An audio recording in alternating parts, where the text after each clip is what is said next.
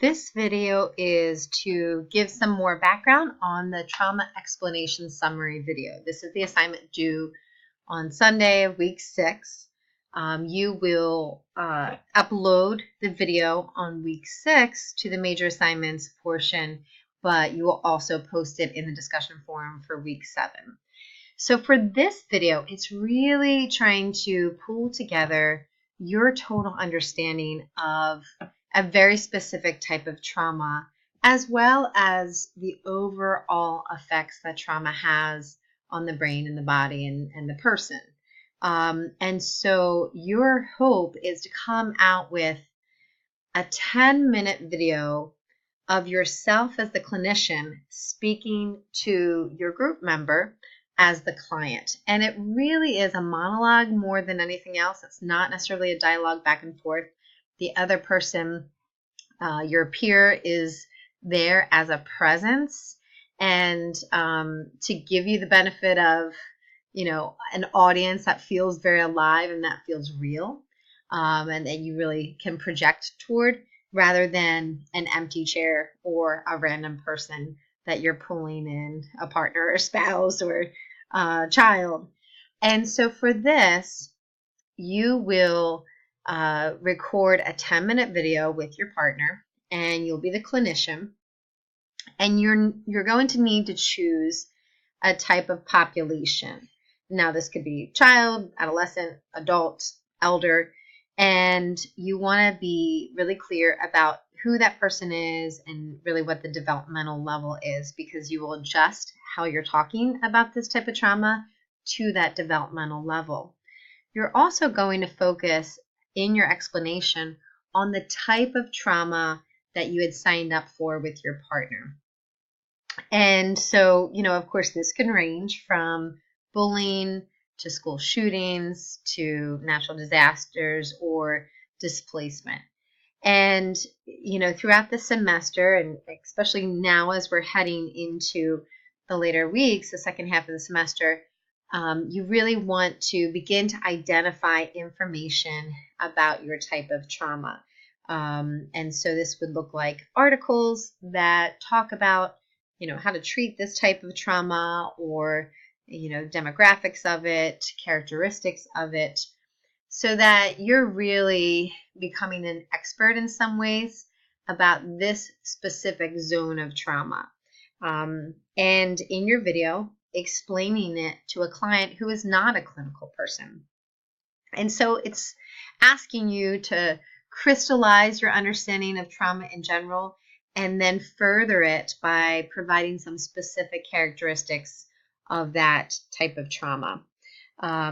So you will record by Zoom, and it should show both you and your partner, or if you're in a triad, each of you, in the little screens. And you'll take 10 minutes, maybe 11 minutes to max, to be able to talk about this type of trauma. You'll start by giving a little bit of an introduction and a description of who your client is, who your peer is, that you're educating about the impact of the type of trauma. You want to give, when you start action, you want to give a clear description of the impact of trauma that is really understandable on a layperson's level.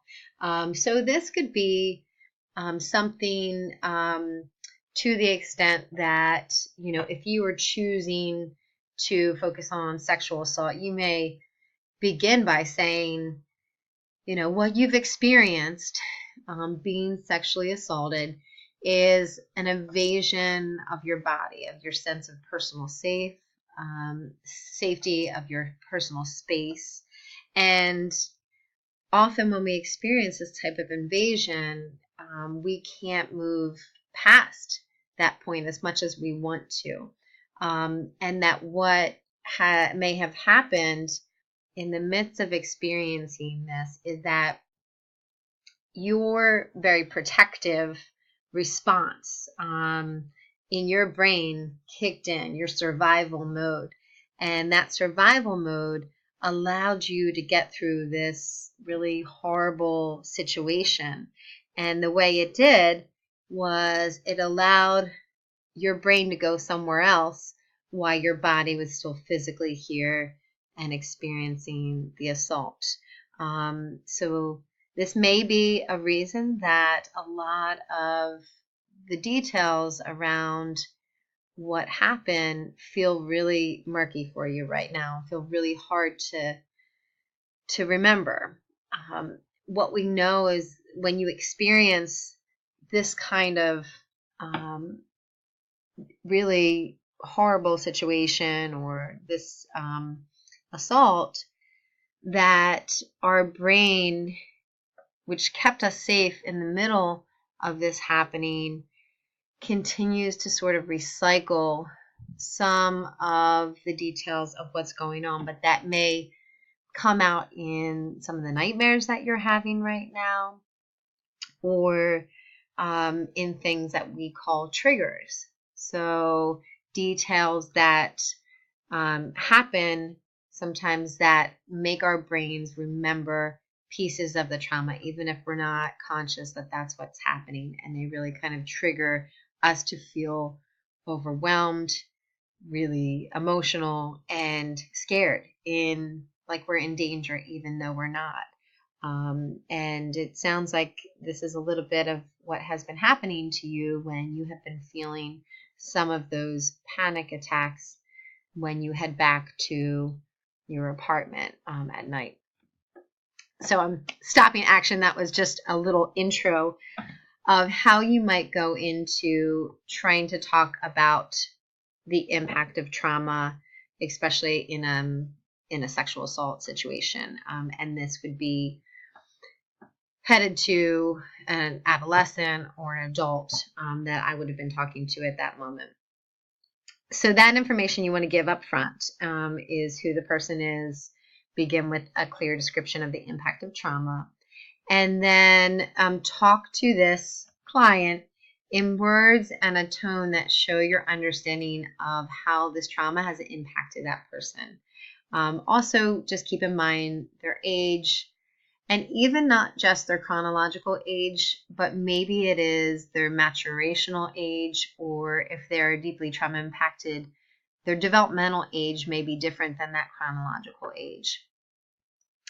And in that, you want to make sure that your video is really between 8.5 and 10 minutes long. You'll switch roles in the middle. You can either press pause on your Zoom recording, or you can just let it run. So you're not graded on what that transition looks like. And then your partner will do the same, and they will specify who their population is, and also just reminding us the type of trauma. They will then go into character as the clinician, and begin to give a clear description of the impact of trauma.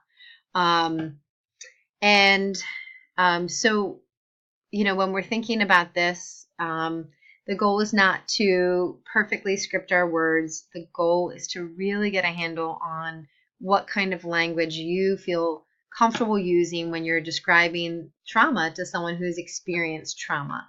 And this is in the hopes that your ability to provide psychoeducation about trauma is one of the ways to support in treating and intervening when someone has been trauma impacted. You can see the rubric below is how we would score this. And so providing an introduction and just a brief description of this hypothetical person is worth up to 2 points.